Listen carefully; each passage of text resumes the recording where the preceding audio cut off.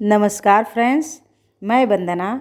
मैं आपको आज एकादशी व्रत कथा सुनाऊंगी जो एकादशी दिवाली के बाद मनाई जाती है, जिसका नाम है देव उठनी एकादशी।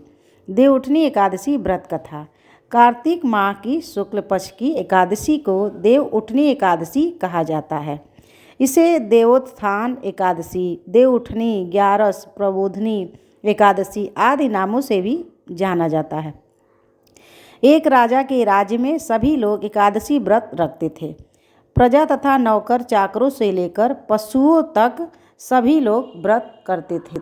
पशुओं तक को एकादशी के दिन अन्न नहीं दिया जाता था।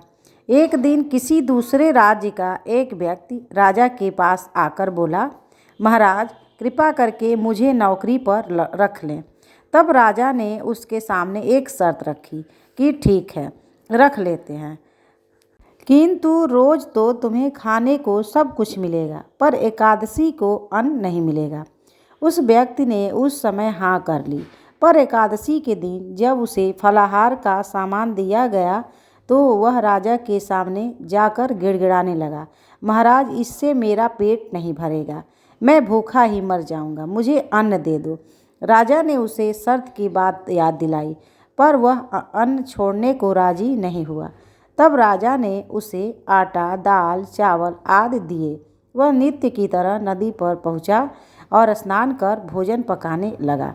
जब भोजन बन गया तो वह भगवान को बुलाने लगा, आओ भगवान, भोजन तैयार है। 15 दिन बाद अगली एकादशी को वह राजा से कहने लगा कि महाराज मुझे दुगना सामान दीजिए। उस दिन तो मैं भूखा ही रह गया था।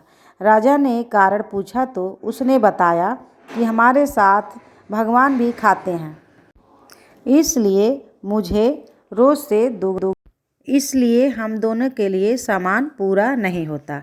यह सुनकर राजा को बड़ा आश्चर्य हुआ।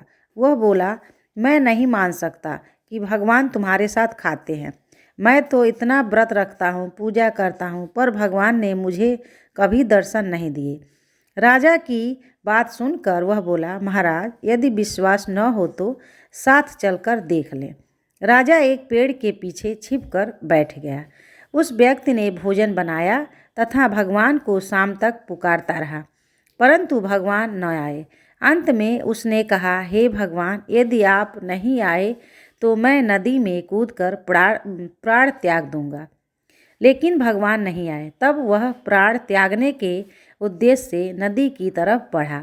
प्राण त्यागने का उसका दृढ़ इरादा जान शीघ्र ही भगवान ने प्रकट होकर उसे रोक लिया और साथ बैठकर भोजन करने लगे। खा पीकर वे उसे अपने विमान में बैठाकर अपने धाम ले गए। यह देख राजा ने सोचा कि व्रत उपवास से तब तक कोई फायदा नहीं होता जब तक कि मन शुद्ध न हो। इससे राजा को ज्ञान मिला। वह भी मन में व्रत उपवास करने लगा और अंत में स्वर्ग को प्राप्त हुआ।